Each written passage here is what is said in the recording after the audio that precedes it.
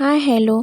आज आपण बनवणार आहोत अगदी सोपी, झटपट आणि तोंडात टाकता विरघळणारी बेसन खवा बर्फी. सणांसाठी, पाहुण्यांसाठी किंवा खास प्रसंगासाठी ही रेसिपी एकदम परफेक्ट आहे. तर चला, फक्त 15 मिनिटात तयार होणारी मऊ, खमंग आणि खूपच चविष्ट. तुम्ही खाल्ली पण आवडली आणि करायला जमत नाही ना? आज मी तुम्हाला अगदी सोप्या आणि पद्धतीने ही बर्फी कशी बनवायची, तोंडात टाकता विरघळणारी. तर चला रेसिपीला सुरुवात करूया. तर इथे आपण साहित्य बघणार आहोत.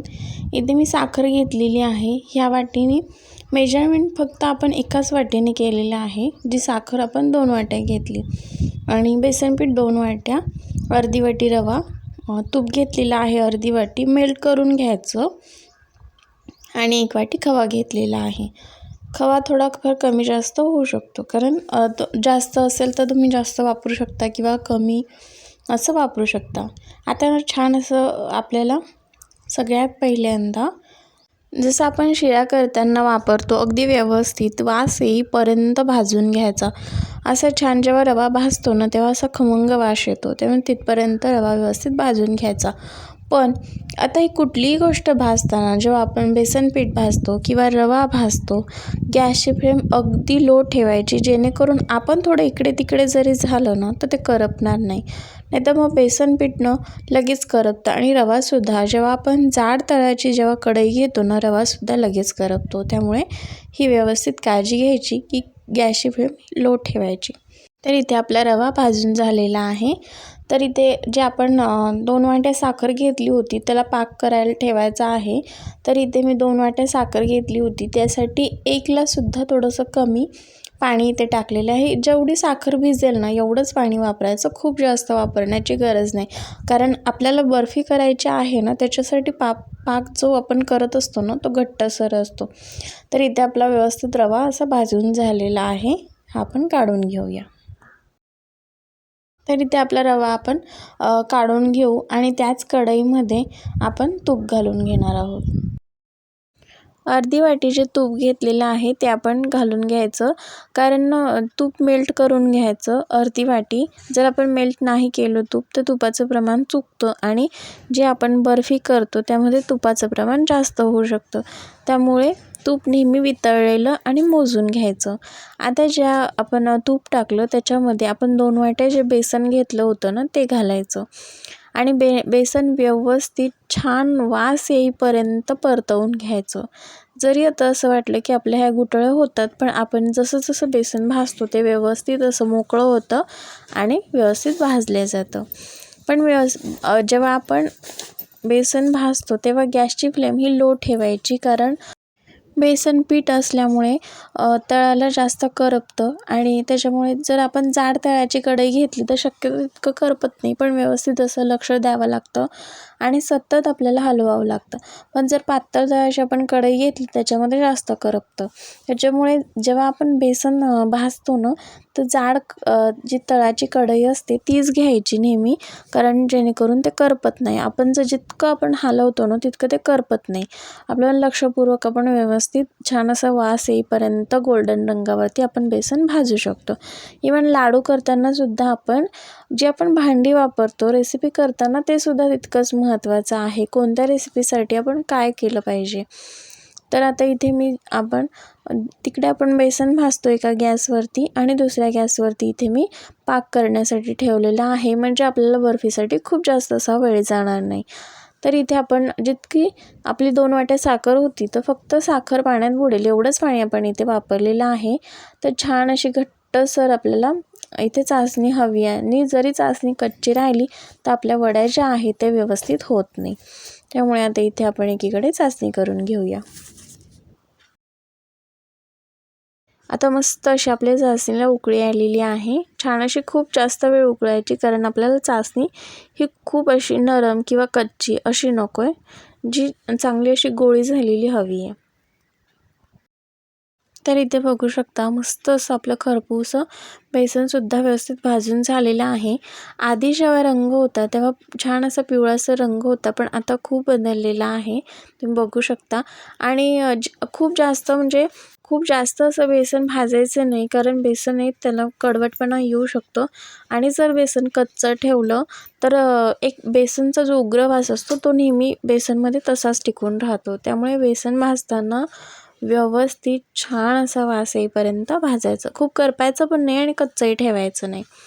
तर इथे बघू शकता छान अशी आपली चासणी झालेली आहे, कारण आपण टाकलं की ती कुठेही अशी पसरत नाही आहे. पसरली तर आपली चासणी झालेली नाही आहे. पण असं टाकलं आणि घट्टसरसा गोळा झाला की आपली चासणी तयार झाली आहे.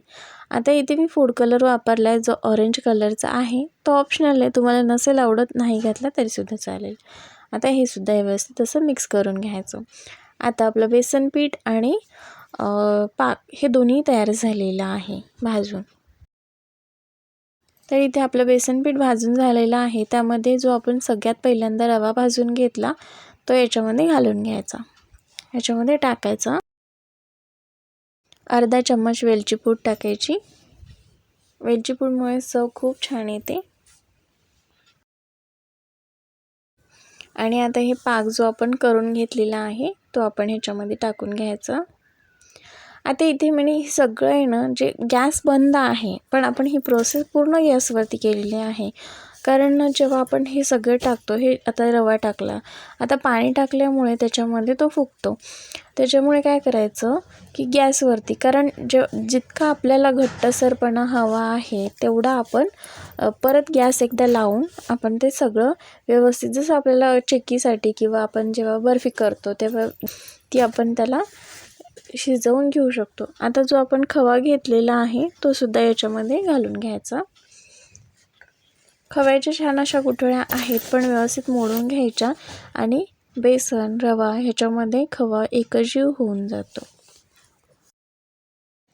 आता हे खवा आणि बेसन पीठ हे व्यवस्थित मिक्स करून घ्यायचं. ह्याच्यात थोड्याही गुठळ्या राहता कामा नये आणि गॅस म्हणजे चालू करून लो गॅसवरती प्रोसेस करायची, जेणेकरून आपल्याला अजून जर दाटसरपणा हवा आहे, जसं बर्फी करण्यासाठी जसं दाटसरपणा पाहिजे तसं आपण करून घेऊ शकतो. त्यामुळे जरी आता हे बघा छान असं पीठ आणि दोन्ही व्यवस्थित असं शिजतं आणि गॅस चालू असल्यामुळे याला दाटसरपणा व्यवस्थित येतो. आता इथे एक मोठं ताट घेतलेलं आहे, त्याला व्यवस्थित असं तुपाने ग्रीस करून घ्यायचं, व्यवस्थित तूप लावून घ्यायचं आणि तयार मिश्रण ओतून घ्यायचं. तुम्ही बघू शकता छान असं दाटसर मिश्रण झालेलं आहे. आता कुठेही आपल्याला ना हे मिश्रण पसरवण्याची किंवा खूप हाताने थापत बसण्याची किंवा काहीच कशाचीच गरज लागत नाही. तुम्ही बघू शकता छान आपण मिश्रण ओतलं की मस्त असं मिश्रण पसरलेलं आहे. आणि हे मिश्रण जरी आत्ता पातळ वाटत असलं ना तरी आपण जेवढं थंड करतो ह्या मिश्रणाला तेवढं ते मिश्रण दाटसर होतं आणि वड्या पडतात त्याच्या. आता गार्निशिंगसाठी थोडेसे ड्रायफ्रूटचे काप टाकूया. तुम्हाला आवडत असते तर टाका किंवा नसतील आवडत तर नाही टाकले तरीसुद्धा चालतात. ऑप्शन आहे ही प्रोसेस. कोणी टाकतं किंवा कोणी नाही टाकत, तसंच ठेवतात. त्यामुळे आता हे व्यवस्थित थंड करण्यासाठी झाकून पंख्याखाली जरी ठेवलं किंवा तसंच ठेवलं ना तरीसुद्धा चालतं आहे. आणि आपण फ्रीजमध्ये शक्यतो ठेवायचंच नाही, कारण जेव्हा आपण फ्रीजमध्ये ठेवतो ना तेव्हा ते थंड होतं, पण नंतर जेव्हा आपण फ्रीजच्या बाहेर काढतो ना तेव्हा त्याला पाणी सुटल्यासारखं होतं, तो जो पदार्थ आपण केलेला असतो. त्यामुळे शक्यतो हे फ्रीजमध्ये न ठेवता जितकं छान असं थंड होईल ते वरतीच आपण थंड करून घ्यायचं पंख्याच्या हवेखाली. बेसन आहे त्यामुळे व्यवस्थित मस्त घट्टसर दाटसरपणा त्याला येतो. तर इथे आपण हे वरतीच छान असं तुम्ही बघू शकता मस्त असं घट्ट झालेलं आहे, हाताला सुद्धा चिटकत नाही आणि मस्त कडक झालेलं आहे. तर आता आपण ह्याच्या वड्या पाडून घेऊया. तुम्ही बघू शकता छान अशा वड्या पडतात आणि ना हे खूप मस्त मऊ आणि तोंडात टाकता विरघळतात ह्या वड्या. आणि खवा टाकल्यामुळे ना त्याची चव अजून जास्त वाढते आणि त्याच्यामध्ये रवा टाकला त्यामुळे शक्यतो काय होतं की जे खूप छान अशा खुसखुशीत त्या होतात. तुम्ही नक्की एकदा ट्राय करा. किंवा पाहुणे आले किंवा खास आपल्याकडे काहीतरी समारंभ आहे किंवा मोठी काहीतरी आपल्याकडे कार्यक्रम आहे मोठा, त्यामध्ये सुद्धा ही चिक्की केली जाते किंवा बेसन बर्फीसुद्धा ह्याला म्हणतात. तर हे नक्की केलं जातं. पण खाताना तुम्ही बघा खूप मस्त लागते. पण करायला ना थोडीशी प्रोसेस आहे, पण तरीसुद्धा आपण अगदी साधी सोपी पद्धत बघितली की तुमच्याच्याने जरी पाक जरी चुकला ना तरी तो चुकल्या जाणार नाही, कारण आपण नंतरसुद्धा परतवून घेऊ शकतो, पुन्हासुद्धा दाटसरपणा त्याला आणू शकतो. त्यामुळे ना जरी आपण जेव्हा हे करतो चाचणी घेतो, प्रत्येक जणाला चाचणी घेणं हे शक्य होत नाही किंवा त्याला ती जमत नसते किंवा ती चाचणी झाली आहे की नाही हे सुद्धा कळत नाही. त्यामुळे नक्की जरी तुमची चाचणी चुकली तरीसुद्धा तुम्हाला परत आपण परतवतो जेव्हा गॅसवरती, तेव्हा ती व्यवस्थित होते. त्यामुळे ते नक्की ट्राय करा. आता इथे वड्यासुद्धा आपल्या मस्त अशा पडत आहेत आणि कट होत आहेत. आता इथे ना खूप जास्त जर मिश्रण आपलं चिवट असेल तर वडी पाडताना एकजीव होतं, पण इथे मिश्रण जर व्यवस्थित सुकलेलं असेल तर वडीही व्यवस्थित पडते. चला तुम्हाला एकांनी मी काढून दाखवते. मस्त अशा वड्या झालेल्या आहेत आणि मेन म्हणजे खूप अशा कडक झालेल्या आहेत. मिश्रण एवढं पातळ असताना सुद्धा ना तुम्ही बघू शकता मस्त अशा वड्या निघतात आणि तोंडात टाकता ही वडी विरघळते खूप असं. आणि खवा टाकला ना त्याच्यामुळे ती खायलासुद्धा अजून जास्त होते. पण जर आपण खवा जर नाही ना वापरला तरीसुद्धा हे मिश्रण जेव्हा आपण बेसन बर्फी करतो नुसती, तरीसुद्धा ती जर आपण व्यवस्थित बेसन भाजलं ना त्याचीसुद्धा चव खूप छान लागते. हे बघा मस्त अशी व्यवस्थित निघालेली आहे आणि खूप छान. खायला तर तुम्ही विचारूच नका, खूप मस्त लागते. पहा किती मऊ आणि सुंदर बेसन खवा बर्फी तयार झालेली आहे. आणि तुम्हाला जर हे व्हिडिओ बघायला आवडत असतील ना तर चॅनलला नक्की सबस्क्राईब करा.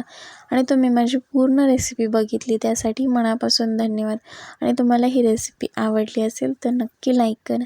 आणि तुम्ही ना कुठून हे व्हिडिओ बघता हे कमेंट करून नक्की सांगा. कोणत्या गावातून बघता, कोणत्या शहरातून बघता, त्यामुळे नक्की कळेल की आपले व्हिडिओ कोण आणि कुठून बघितले जातात.